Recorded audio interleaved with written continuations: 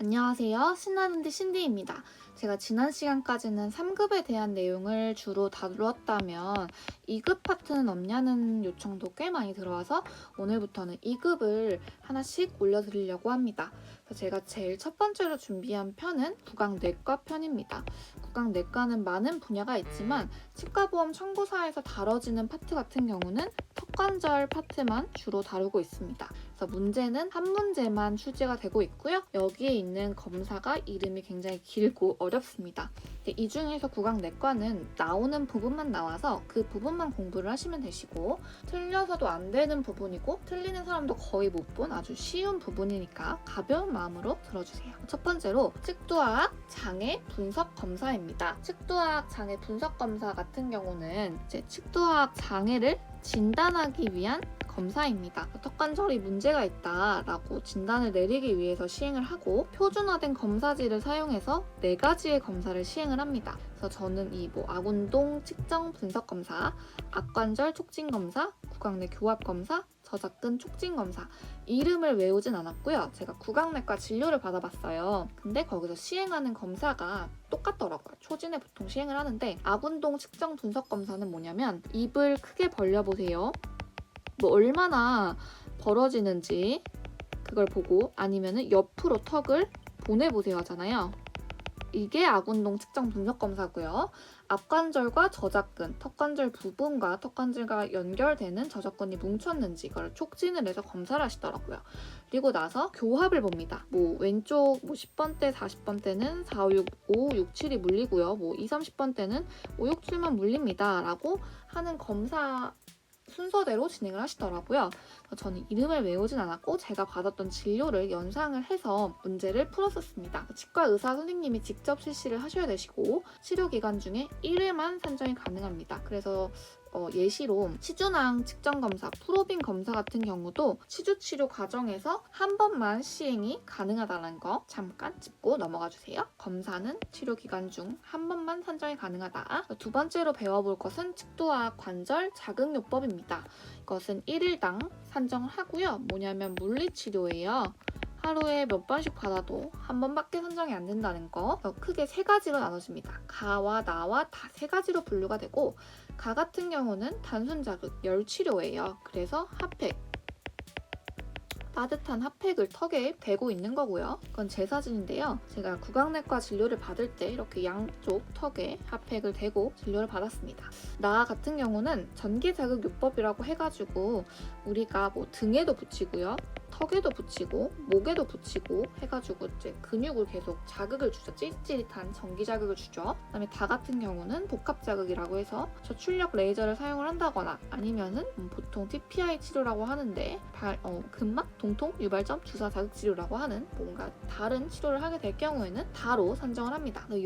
거의 특징은 이런 조건이 있어야지 시행을 하실 수가 있습니다. 일정한 면적의 치료실과 장비를 보유하셔야 되고, 이 장비는 장비 신고가 들어가야 됩니다. 그리고 그 치과의사 선생님이 직접 시행을 하셔야 되시고, 장애 진단된 환자에게 실시를 하셔야 됩니다. 그래서 앞선 4가지 검사가 필요하다. 그래서 일주일에 한두 번 정도 실시하실 수 있고, 가나다 동시 산정이 가능합니다. 왜냐면 각각 열치료, 전기치료, 그 다음에 레이저 치료 다른 부분이기 때문에 가와 나와 다 하루에 각각 시행해도 각각 인정을 받으실 수 있습니다.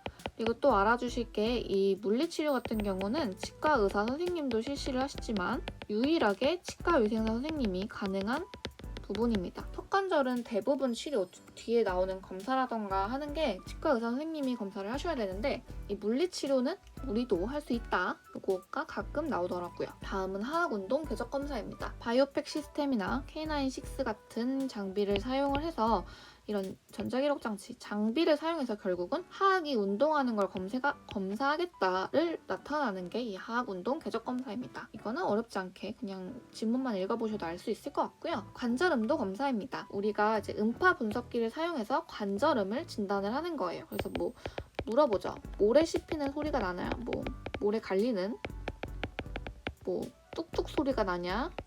소리의 유형을 물어보잖아요. 그래서 그런 검사를 시행할 때 관절음도 검사를 할 수가 있고요. 대신에 주의하셔야 될 게 교합음도 검사와는 비교를 좀 해주셔야 됩니다. 관절음도 검사는 구강내과 파트에서 급여 산정이 가능합니다. 네, 교화금도 검사 같은 경우에는 우리가 비급여 시간에 배웠죠.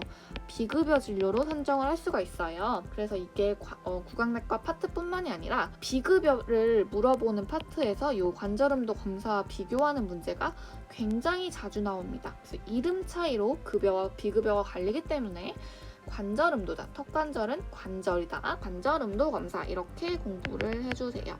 다음 검사는요, 동기능적 교합 검사입니다. T스캔이라고 불리우는 장비를 사용을 해서 치아 접촉 상태를 검사를 하는 겁니다. 그래서 보시면은 교합 검사이잖아요. 접촉은 교합을 해야지 확인을 할 수가 있죠. 이렇게 공부해주세요. 다음은 분사 신장 치료입니다. 역시나 1일당으로 산정을 하고요. 우리가 많이 보이죠? 이 스프레이. 분사가 뿌리는 거잖아요. 스프레이다. 턱관절 장애 환자 중에 아파요, 그리고 턱을 못 벌려요, 이렇게 같이 기능 장애까지 있을 경우에 산정을 합니다. 스프레이를 분사하고 근육이 경직되어 있는 것을 풀어주는 스트레칭까지 했을 경우에 산정을 하고 있습니다. 이 스프레이 같은 경우는 재료대 신고를 할 수도 없고 별도 산정할 수도 없습니다. 그냥 사서 구매해서 쓰시면 되시고요. 이걸 하셨다고 해서 별도 청구할 수 있는 게 없기 때문에 그냥 분사 신장 치료 이거 하나만 청구하시면 됩니다. 다음은 앞관절 고착 해소술입니다. 이름이 어렵지만 턱관절이 고착, 움직이지 않는 거예요. 그래서 그거를 해소해준다. 그래서 만성 과두 걸림으로 개구 제한이 있을 경우 뭐냐? 입을 못 벌리는 거죠. 입을 못 벌렸을 때 입을 벌리는 치료입니다. 근데 뒤에 폐구성이 붙어요. 어렵죠? 그래서 이게 뒤에 나오는 검사와 비교하는 문제가 많이 나옵니다. 그래서 고착 해소술은 안 움직이는 것을 해소하는 치료이다. 1일당이다. 그리고 개구 제한, 입을 못 벌릴 때 시행한다 라고 생각하시면 됩니다. 그래서 비교되는 게 바로 이 앞관절 탈구 비관혈적 정복술입니다. 이름에 답이 나와 있죠. 턱관절이 탈구됐어요. 그래서 비관혈적 수술이 아닌 수술 말고 턱을 다시 껴맞춘다. 입을 다시 다물기가 어려운 상태, 턱이 빠졌을 때 치료를 하는 거고요. 이거 같은 경우는 앞선 4가지 그 장애를 진단하는 검사가 불필요합니다. 왜냐면 턱이 빠진 거는 응급치료니까 일단 턱을 끼워 놓고 나서 무슨 이어서 치료를 해야 될 게 아닙니까? 치과 의사 선생님이 시행을 하셔야 되시고요. 약 처방이 가능합니다. 환자분이 아프시다고 하면 진통제라던가 놀란 근육을 이완시켜주는 근이완제 치료가 필요합니다. 그래서 이 2가지 문제를 비교하는 문제가 많이 나와요. 앞관절 고착 해소술은 움직이지 않는 턱을 해소한다. 입이 안 벌어질 때, 개구 제한이 있을 때. 근데 뒤에 폐구성이 붙습니다. 이럴 때 시행하고요.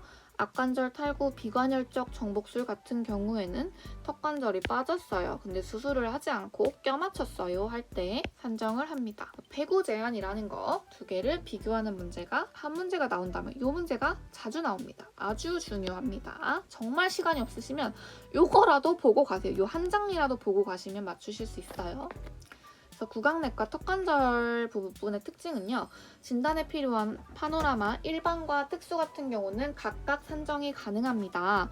특수는 상악동을 보기 위해서도 촬영을 하고 턱관절을 볼 때도 산정을 하고 있습니다. 그래서 각각 2개 다 촬영이 가능하다는 거. 그리고 축두와 관절 자극요법 물리치료는 가와 나와 다 동시 산정 가능하고 일주일에 1, 2회 산정이 가능하다는 거. 그리고 그다음에 물리치료 장비는 따로 신고를 해야 된다는 거. 턱관절과 치주질환의 특징이죠. 완치 여부가 불분명해서 90일 이내는 재진으로 산정한다. 요게 구강내과의 특징입니다. 또 하나의 특징이 치과 의사가 시행을 해야 된다는 거.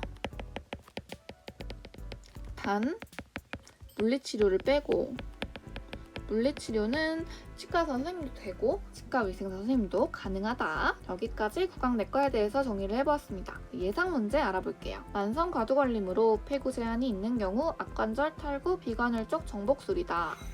자칫 잘못하면 O라고 생각하신 여러분 있으실까요? 정답은 X입니다. 짬뽕에서 냈죠. 만성 과두 걸림으로 폐구 제한이 있는 경우, 이게 아니고 폐구성이죠. 개구 제한이 있는 경우, 폐구성이 있는 경우에는 개구 제한, 입을 못 벌리기 때문에 이런 환자들 같은 경우에는 악관절,